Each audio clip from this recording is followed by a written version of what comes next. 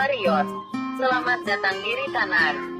Studio novel, fiction, fantasi timur, roman. Sebelum memulai novel ini, jangan lupa tekan subscribe dan bunyikan loncengnya, biar kamu, dan kalian semua dapat menerima pemberitahuan tentang novel ini. Dan juga jangan lupa tekan like dan share sebanyak-banyaknya kepada teman kalian. Terima kasih. Selamat menikmati. Salam santun. Semoga menghibur. Nah, jikalau kita memberikan pertolongan kepada mereka, agar terbebas dari pria-pria jahat itu, sama halnya dengan kita menyerahkan diri kita kepada mereka. Bab 17. Nasib Putri Yaras. Tindakan yang dilakukan oleh Tuan Losari sangatlah bijak. Sebab dilihat dari jumlah, tentunya dia dan pengawal putrinya tidak bisa berbuat apa-apa. Walaupun beberapa dari orang yang mereka tidak kenal tersebut telah mabuk. Di lain sisi Tuan Losari sangat khawatir terhadap putrinya. Walaupun Yaras sendiri telah menguasai ilmu bela diri, yang tentunya Yaras dapat melindungi dirinya sendiri. Namun melakukan perlawanan dalam keadaan seperti ini dapat berakibat fatal. Sebab putrinya sendiri belum pernah mengalami keadaan yang seperti demikian.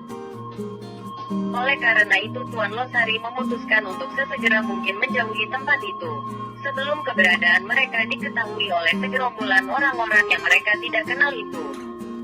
Benar apa yang dikatakan oleh ayahmu, Tuan Putri. Diam. Engkau sama sekali tidak mengetahui perasaan wanita. Tegas Yaras dengan raut wajah yang sangat. Sudah, cukup. Jikalau tidak, keberadaan kita akan diketahui oleh mereka. Pinta Tuan Losari dengan raut wajah yang sangat geram, karena dia sendiri tidak ingin keberadaan mereka diketahui.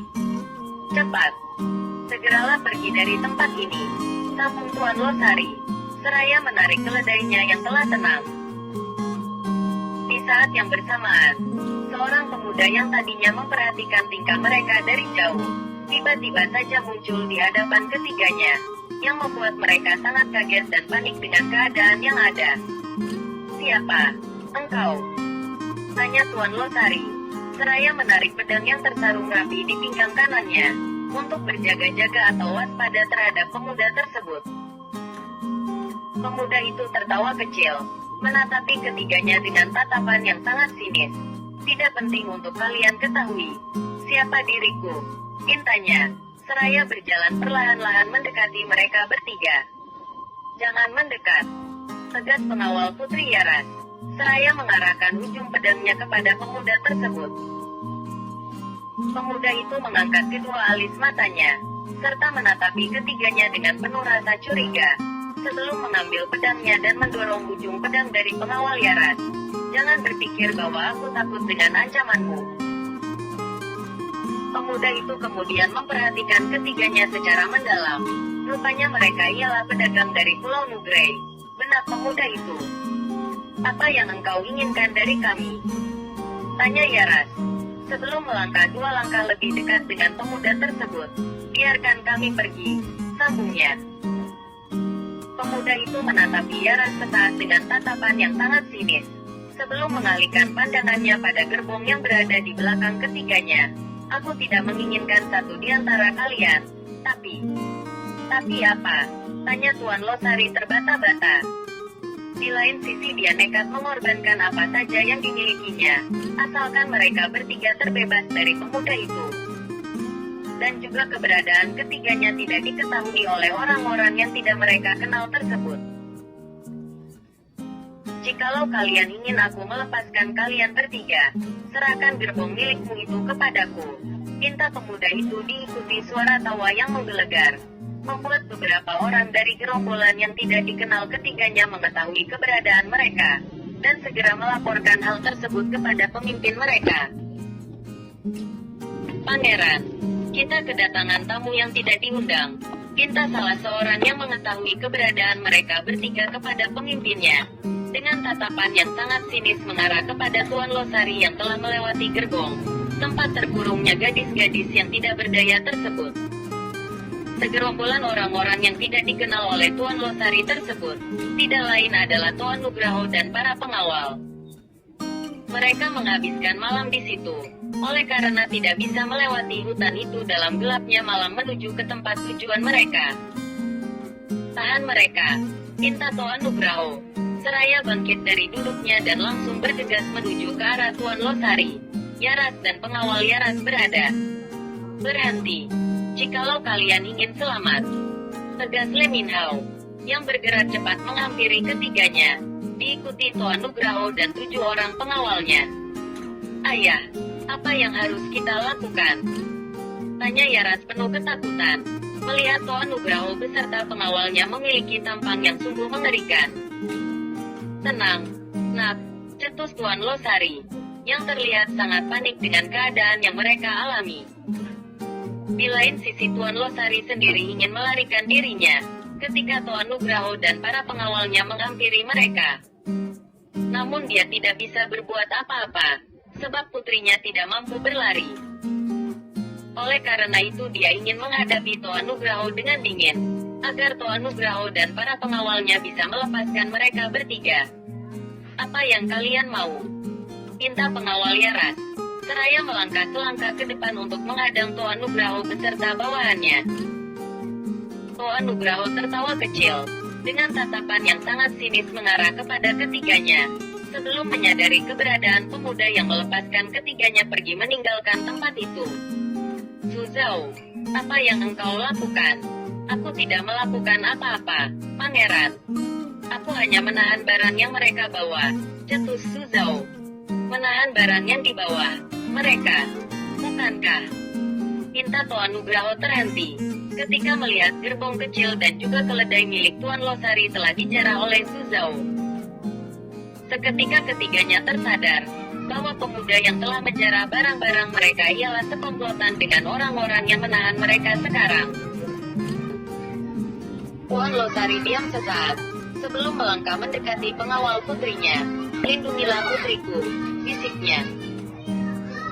Dia kemudian menarik napasnya dalam-dalam, sebelum menatapi Tuan Nugroho dengan sangat dalam. Tuan, seluruh barang dagangan aku telah diambil oleh orang itu, dan dia memberikan kami keleluasaan meninggalkan tempat ini. Jadi aku mohon, biarkanlah kami pergi meninggalkan kalian semuanya. Tuan Nugroho tertawa kecil, seakan-akan mengejek Tuan Losari, dengan tatapan yang sangat sinis. Apakah aku pernah meminta atau menjarah barangmu? Apakah aku pernah berjanji kepadamu untuk melepaskan kalian bertiga? Tuan Nugroho menyipitkan matanya, sebelum menunjuk ke arah Su Zhao. Dia memanglah pengawalku. Bukan berarti apa yang dia inginkan sejalan dengan kemauan aku, pinta Tuan Nugroho. Tuan, dia telah berjanji memberikan kami keleluasaan untuk meninggalkan tempat ini, pinta Tuan Losari, sembari menunjuk ke arah Su Zhao. Tuan Nugroho menatap Su Zhao dengan sangat sinis. Di lain sisi dia sangat geram, karena Su Zhao membiarkan mereka lolos begitu saja. Dan jikalau penggawalnya yang lain tidak mengetahui keberadaan mereka, maka Tuan Losari, Yaras dan pengawal putrinya akan lolos dari tempat itu tanpa diketahui oleh dia. Su Zhao, apakah benar yang dikatakan oleh orang ini? Tanyanya. Iya, Pangeran. Tetapi aku tidak berjanji apapun kepada mereka. Jikalau ada seseorang di antara kita menahan mereka, cetus Su Zhao dengan nada yang sangat santai. Kau, tegas Tuan Losari, dengan raut wajah yang sangat geram mengarah kepada Su Zhao. Apakah engkau sudah dengar apa yang dikatakan oleh bawahanku itu? Tanya Tuan Nugroho. Tuan, pinta Tuan Losari. Tahan ketiganya, serta masukkan mereka ke dalam kurungan, pinta Tuan Nugroho kepada para pengawalnya. Mundur Tuan, pinta pengawal Putri Yaras, yang hendak menghadang beberapa pengawal dari Tuan Nugroho.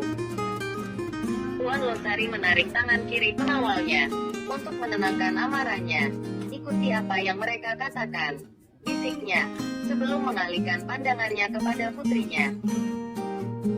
Kita tunggu waktu yang tepat untuk membebaskan diri kita, dan juga gadis-gadis yang mereka tawan, pintanya dengan nada yang sangat datar, sehingga tak terdengar sedikit pun oleh Tuan Nugroho dan yang lainnya. Tanpa ada basa-basi lagi, Pengawal-pengawal Tuan Nugroho mulai menangkap ketiganya. Tanpa ada perlawanan dari mereka karena berniat membantu gadis-gadis yang ditawan oleh Tuan Nugroho. Walaupun rasa takut terus menghantui Yaras, tapi demi gadis-gadis yang terkurung tidak berdaya, dia nekat melakukan apa saja agar gadis-gadis tersebut dapat bebas dari kurungan tersebut. Sedangkan Tuan Nugroho dan pengawalnya yang lain mulai kembali ke perapian demi melanjutkan jamuan malam yang masih tersisa. Akibat hadirnya Tuan Losari, Yaras dan pengawal putrinya yang tidak diduga-duga sebelumnya. Terima kasih. Salam santai.